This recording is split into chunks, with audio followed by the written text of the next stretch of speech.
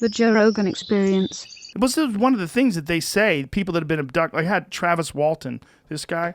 I've seen. I've watched it. His Yeah, bobblehead. Yeah, I've watched it. Very compelling in his descriptions of his encounter with these beings. But one of the things that he was saying was they were talking to him, but it wasn't with words.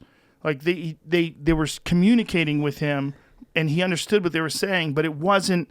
They weren't saying things. Like, hey, Travis, why don't you relax? Because we're here from planet fucking whatever it is. The information was flowing faster because it was like, boom, right away, what I think, you get it. Yes. Right? They were explaining things to him in some sort of a telepathic way. Wow. And it was mind-blowing to him. And I think that that's probably the future of communication. Just like you can transmit information from phone to phone, right? You can call people. They're nowhere near you, but you can talk to them. You can send a video to someone. It's going through the air. It's just data, right? It's just information. Do you think Travis and Bob Lazar and all these guys that have extraordinary claim believe what they are telling you? I don't know if what they believe is true, but do you think they believe what they are telling you in a way that they're not lying, they're telling the truth of what they're believing? I can't tell for certain, but I believe Bob Lazar. I believe what he's saying is true. I believe he's telling me. Now, Bob, he had one moment where he was passing by a window and he said he saw something that was small and these people were standing over it, and he didn't know if it was an alien or whether it was some sort of a form that they were trying, like a doll or something that's supposed to represent the size of an alien or some sort of a model of an alien. But he remembers he looked briefly through a window and he saw something small. He didn't see it move around. He didn't see it talk. So he doesn't know what he saw. Yeah. Because in his world, as he explained it, when he was working at Area 51, Site 4, that's where he worked, he said that it was very compartmentalized. And he's saying it was one of the problems with them trying to figure out, now this is assuming he's telling the truth. Yeah, of course. One of the problems they were trying to figure out was how to back engineer these devices, these ships. But the problem was they weren't allowed to communicate with other people outside of this very limited group of people that had access to these vehicles. And the people that were involved in the metallurgy were not allowed to communicate with the people that were involved in whatever the propulsion system was. They didn't understand what they were trying to decipher these things. But he said, and if you listen to the podcast that I did with him, that it didn't work because the scientific method requires multiple people to communicate and share ideas and explain, and they didn't do that. You can't improve like that. Right. You need to share idea. Right. You can't do something and compartmentalize everything. But my communication with him, I don't know if he was telling me the truth, but he didn't seem deceptive. Yeah. And he's a brilliant guy. It's clear he's clearly like borderline genius. You hear him speak, he's very educated. And some of the things that he talked about came to fruition. Like one of the things was there was a concept of this thing called element 115, right? Yeah. Now that was not really proven until the 2000s or somewhere in the 2000s. They used a particle collider and created this thing where it was a very unstable, very short-lived particle. But he was saying that wherever these beings are from, they have figured out a way to utilize a stable version of this element 115, and that's how they propel themselves.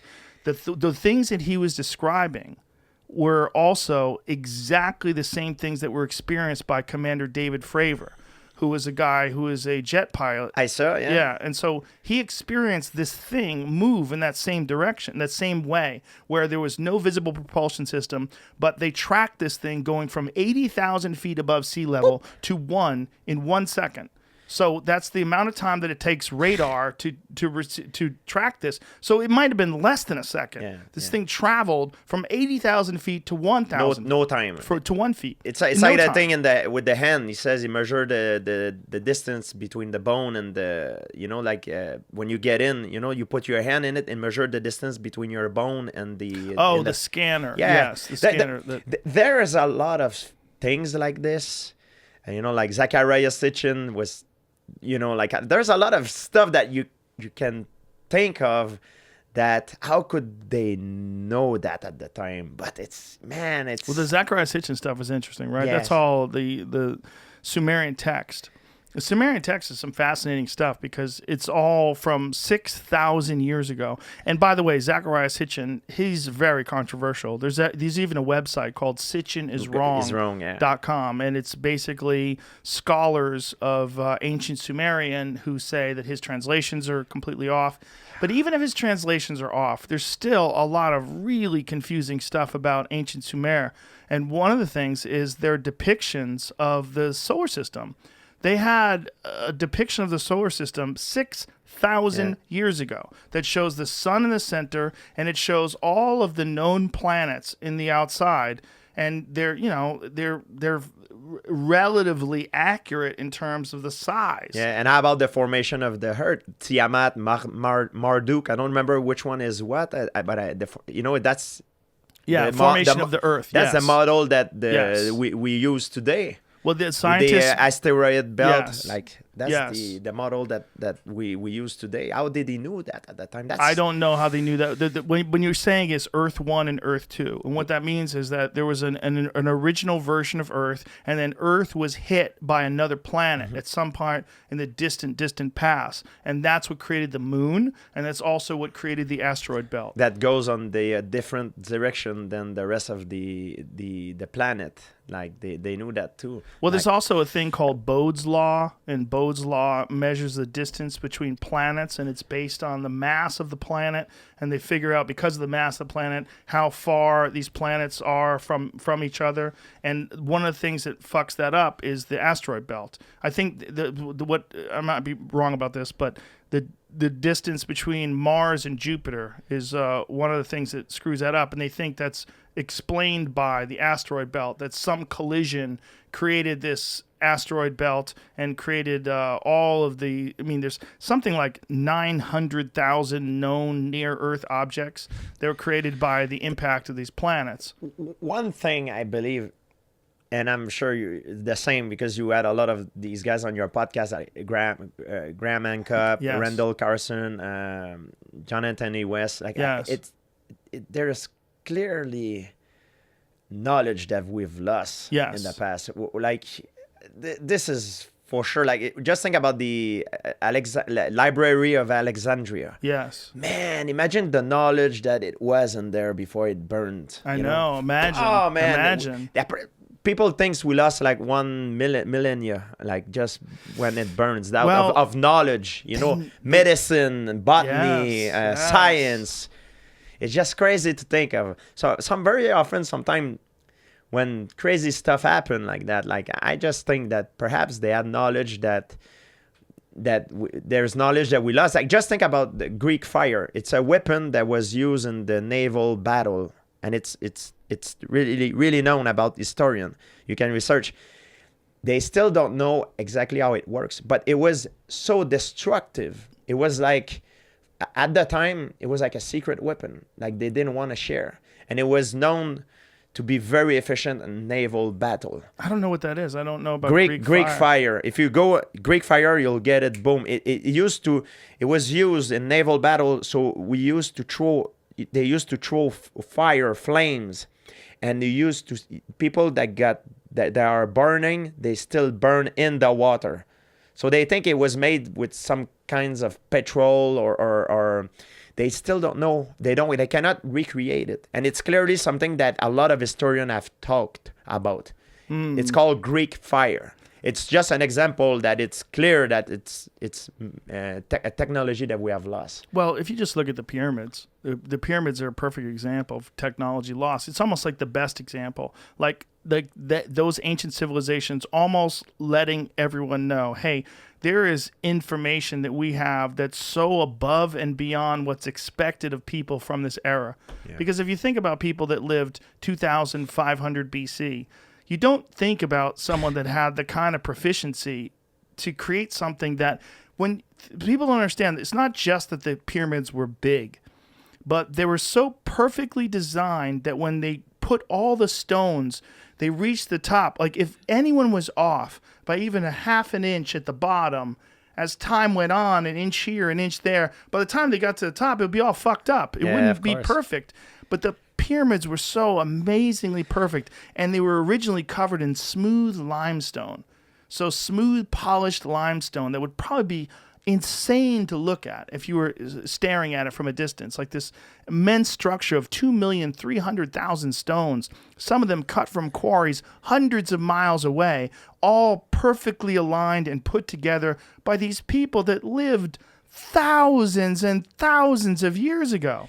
You know, the most scholars would say that they use a ramp, but if you think about it, like there's other scholars that would counter that by saying the construction of that ramp need to be in an angle that it could be so difficult to do that it will challenge the construction of the pyramid itself, you know? Well, again, it's like maybe they use a ramp. I don't know what they used. We don't know, yeah. But whatever they used, it's so amazingly precise that they were able to make this 2,300,000 stone structure.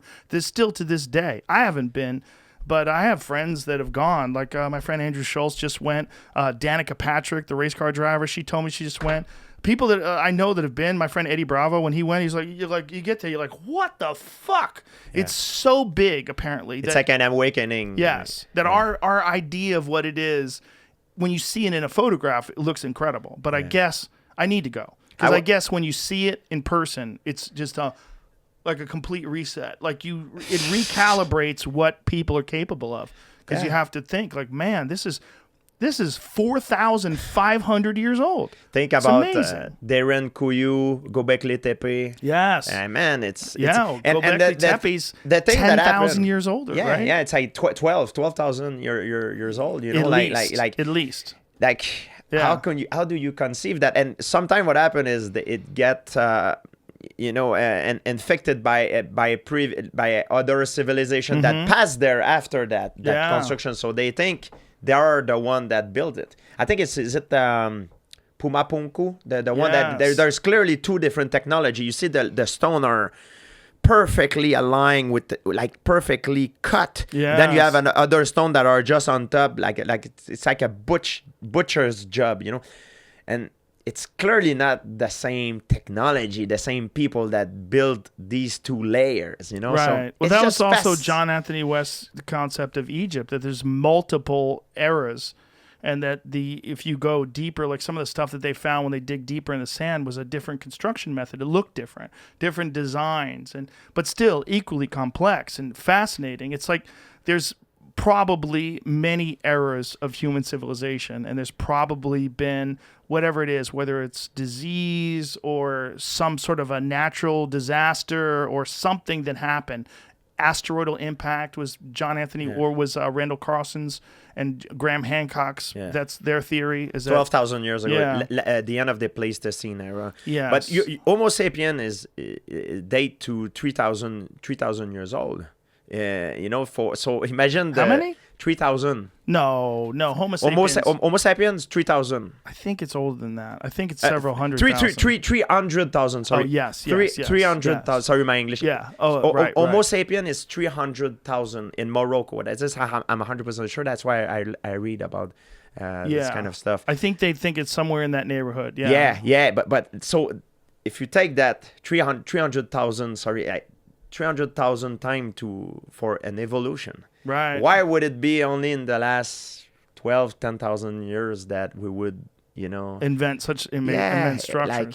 It's kind of strange. It doesn't make sense to me. Well, it's also we're so different from all the other animals. Like we're the only animal that wears shoes. We're the only animal that wears clothes. We're the only animal that really manipulates its environment the way we do. I mean, other animals think, bees make beehives and shit like that, but they don't do anything even remotely interesting in comparison to what we're capable of doing and what we have done for thousands and thousands of years. And why?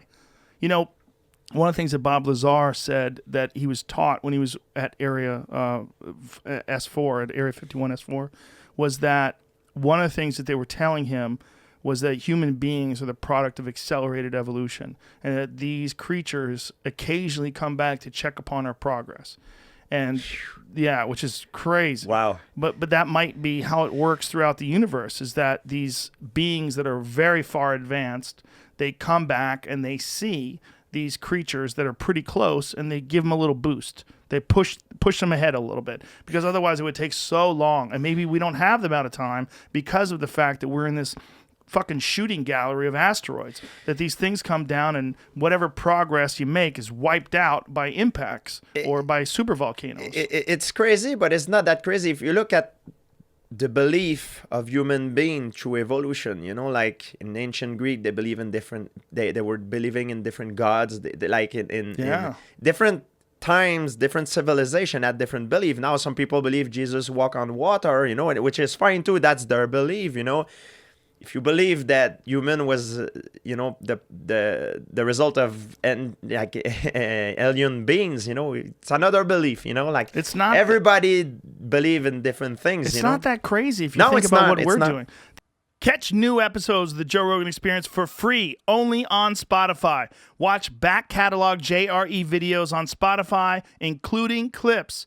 Easily, seamlessly switch between video and audio experience. On Spotify, you can listen to the JRE in the background while using other apps and can download episodes to save on data cost, all for free.